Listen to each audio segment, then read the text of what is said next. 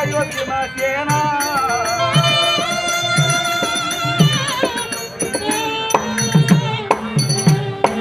தம்பி பீமசேனா, நாம் தான் பெரிய பலசாலி.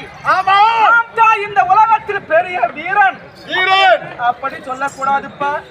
வல்லவனுக்கு வல்லவன் வையகத்திலே உண்டு. ஆமா, புரிகிறதா? புரிகிறது. இப்ப என்ன செய்யலான்றீங்க? பகவான் வரட்டும். ஆமா, நம் கருத்தை எல்லாம் சொல்லுவோம். அதுதான் அவர் என்ன முடிவு சொல்றாரு பார்க்கலாம். ஆகட்டும் அண்ணா, பகவானை துதிக்கலாம்.